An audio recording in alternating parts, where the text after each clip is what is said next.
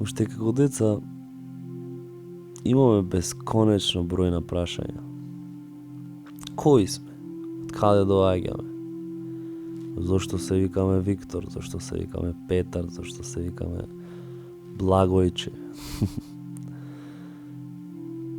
Зошто сме живи? Што е Господ? Што е љубов? Дали уопште сме дојдени од некаде? Сите тие прашања најчесто ни ги одговараат нашите родители, нашите наставници, нашите постари. Ги наоѓаме одговорите исто така и во книги, ги наоѓаме одговорите и во духовни просветилишта, без разлика дали живееме на Азија, можеби во некој будистички храм, или ако живееме на Балканот, можеби во џамија, можеби во црква.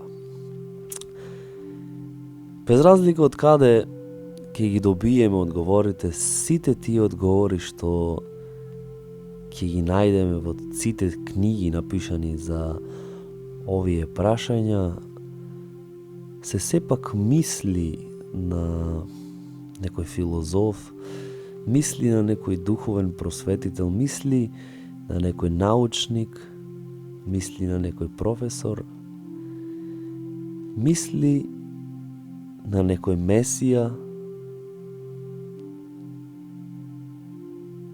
мисли. Тие се само мисли. Запрашајте се едно. Дали вие можете да размислувате, а при тоа да немате никаква информација за тоа што го мислите? Чекај. Што кажеш сега ти?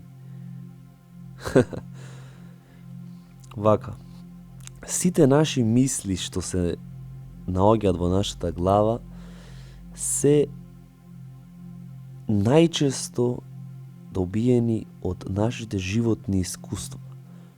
Нашите учители, нашите родители, како што кажав, нашите духовни просветители ни ставаат нас нивни мисли, што ние подоцна истите тие мисли ги разглабаме, ги проучуваме, некој навлегува подлабоко во истите, некој плитко ја гледа работата, но сепак тие мисли нас ни го креираат нашето мислење. Да се запрашаме едно, што ако ние тие мисли што ни се нас одговорени, практично одговорени во наводници, на нашата најмала возраст, ние никогаш не се осврнеме кон нив и никогаш не пробаме да ги смениме истите.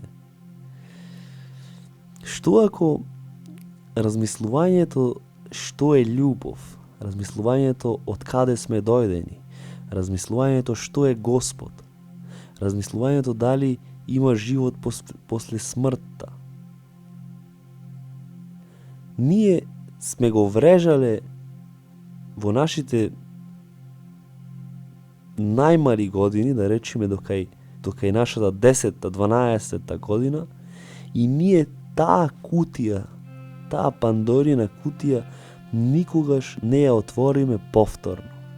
Што ќе се случи тогаш?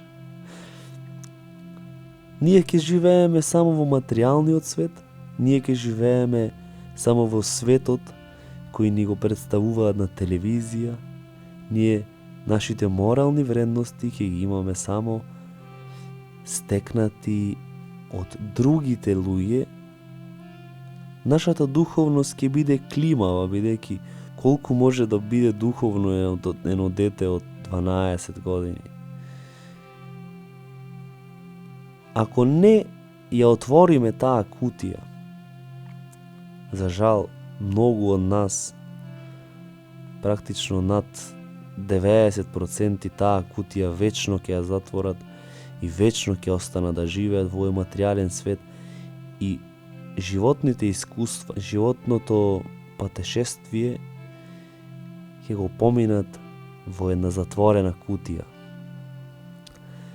Зошто јас низ многу од моите видеа, барем тие озбилните, налагам и иницирам да се учи и да се чита и да се биде духовен и да не се плашиш да ја отвориш таа Пандорина кутија што си ја затворил како дете и си се исплашил за секогаш да ја отвориш. Што малку си се исплашил од тоа што ќе речат другите, а тој страв длабоко ти влегол во твоите коски што ти не ни помислуваш да ја смениш твојата догматика, твојата мисла, твојата идеја во ред.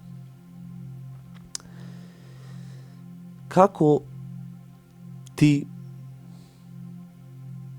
како жив човек, што постои, што е за тебе богатство, што е за тебе пристоен живот, што е за тебе цел во живот, што е целта на живот. Ево, запрашај се сам, паузирај го видеото, што е целта на твојот живот.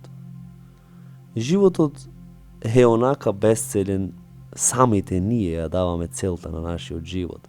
Секако тоа самите ние мислам и на нашите учители, претходно што ги спомнав, нашите родители, нашите духовни просветители, нашите наставници, нашите постари другарчине и слично. Но едно ќе се сложиме сите. Целта на животот или богатството на животот е отворање према нови искуства. Еден човек, за да успее во животот, за да го живее животот до максимум, треба да биде отворен на нови искуства. Не разговарам јас тука нови искуства као физички нови искуства. Да одиш ти физички некаде, да осетиш нештото физички. Туку разговарам за нови искуства што се случуваат во нашите глави. Ние самите по себе сме еден универзум. Ти, како постојање, си еден универзум. Ако останеш да огледаш животот ни само една точка, низ точката на Виктор, низ точката на Петар, низ точката на Благојче, ти твојот живот ќе го помениш сиромашно. Без разлика колку материјални добра ќе имаш, ако не се нурнеш во длабочината на духовноста, во длабочината на бесконечноста, во длабочината на бесконечната енергија, ти ќе останеш еден човек кој целиот свој живот го поминал како му кажале другите. Тудуду.